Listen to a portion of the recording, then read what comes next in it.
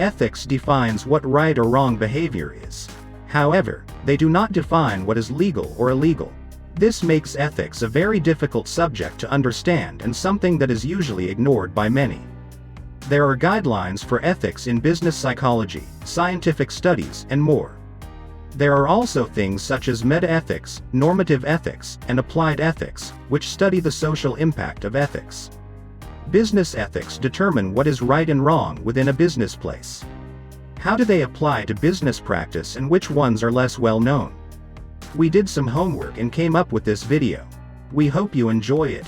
These are unusual business ethics that will amaze you. But before we get into the video, don't forget to leave a like and subscribe to the channel with notifications on so you don't miss any of the new videos we post. What is ethics? Ethics, or moral philosophy, is a branch of philosophy that involves systematizing, defending, and recommending concepts of right and wrong behavior. The fields of ethics and aesthetics concern matters of value and together comprise the branch of philosophy called axiology. Ethics seeks to resolve questions of human morality by defining concepts such as good and evil, right and wrong, virtue and vice, justice and crime. As a field of intellectual inquiry, moral philosophy also is related to the field of moral psychology, descriptive ethics, and value theory. Three major areas of study within ethics recognized today are meta-ethics concerning the theoretical meaning and reference of moral propositions and how their truth values, if any, can be determined. Normative ethics concerning the practical means of determining a moral course of action. Applied ethics concerning what a person is obligated or permitted to do in a specific situation or a particular domain of action. What is business ethics, then? Business ethics concern ethical dilemmas or controversial issues faced by a company. Often, business ethics involve a system of practices and procedures that help build trust with the consumer. Some ethics are embedded in the law, such as minimum wage, insider trading restrictions, and environmental regulations. On the other hand, internal business ethics can be influenced by management behavior with wide-ranging effects across the company. Thus, internal business ethics are often not regarded unless a law is in place to enforce their use. What would constitute an ethical issue in a business? Ethical issues in business affect a variety of aspects related to a business's general operating standards. The topic of ethical problems in business is focused on what actions a business takes and/or what policies a business creates in its efforts to resolve ethical questions that come up. Establishing a code of ethics for your business to operate by will help you lay a firm foundation of basic trust between you and your employees, clients, partners, suppliers, and so on. Fortunately, the law often gives the answers to questions related to ethical issues in business, but that's not always the case. That's why every business owner should familiarize themselves with what ethical problems in business are, why they matter, and how they should be addressed. Unusual business ethics. Here follows a list of business ethics.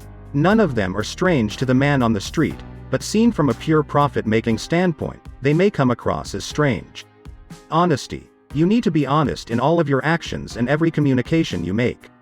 When people see you making honest decisions, they start to trust your company because you're not only being truthful, but you're also being upfront and candid. People appreciate the fact that they can take you at your word, as customers prefer to do business with those they trust. Being an ethical executive means you do not deceive others by misinterpreting facts, overstating, and only giving partial truths. If you've inadvertently given the wrong impression, provide the relevant information to your customers and correct their misunderstanding as soon as possible. This business ethic is one of the strangest to companies. There are few companies, if any, who do not deceive others. An example is the legal case of Verlag vs. Eastman Kodak. Eastman Kodak was sued for false advertising, unfair business practices, breach of contract, fraud, deceit and/or misrepresentation. No official decision has been made yet on this case. A better-known example is a company GlaxoSmithKline who hold the dubious distinction of being forced to pay the largest healthcare fraud settlement in U.S. history. The criminal fine was $956,814,400 with a forfeiture of $43,185,600.2 billion was paid to resolve civil liabilities under the False Claims Act. The lawsuit was for false claims regarding their drugs, Crax-L, Wellbutrin and Avandia Integrity. Being ethical in business means maintaining high level of personal integrity. This is how you earn the trust of others, whether they are your customers, team, or your superiors. In this definition, integrity means having a consistent character that is demonstrated by an alignment of your thoughts, words, and actions. Sometimes it requires you to have moral courage to do the right thing, and it takes inner strength to live up to mistakes and admit when a fault has been made despite a great pressure to do otherwise. Ethical business managers live by a moral code. They believe in principles to maintain, and they fight for their beliefs without sacrificing their honor for the sake of just getting a job done. Just like with honesty, the idea of integrity seems to be low on the list for many large corporations. There are many people in business who believe that as long as they stick to the law, what they do is acceptable. Anything other than that would be unusual. Keeping your promises, your word, is one of the most important tools in your arsenal as a business manager. Keep every promise that you make and always fulfill a commitment. The trust you build as an ethical executive means people enjoy doing business with you as you take every reasonable effort to fulfill not only the letter, but the spirit of the promises and commitments you've made.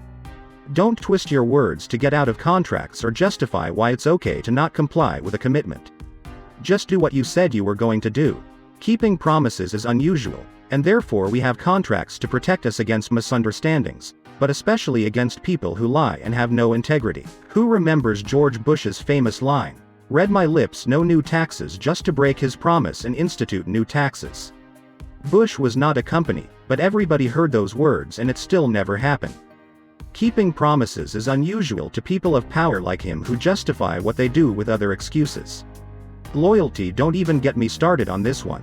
You need to be loyal to both your company, your team, and yourself while operating with any strong moral compass. If you demonstrate your loyalty, it builds trust and shows that you place a high value on advancing the interests of both the company and your colleagues. You should not ever place loyalty above your other principles or use it as an excuse for unethical behavior. Demonstrate your loyalty, but always make an independent judgment and never use information that you've gained in confidence for your own personal achievement. Steer clear of conflicts of interest, and if you ever decide to leave your company, do it on the best of terms. Give reasonable notice, expect any information that was gained from your former employer, and never engage in activities that take advantage of a previous position that was held. Most companies expect loyalty from their employees, but do not hesitate to show no loyalty in return. When it comes to cost cutting, most companies will simply cut loyal members of their workforce without much hesitation. When you do a simple search about loyalty in companies, most search results are about loyalty from the employee to the company and not the other way around. Many times, they will talk about the greater good, but top management are usually unwilling to forfeit bonuses, while retrenched employees have to make do with what they have left.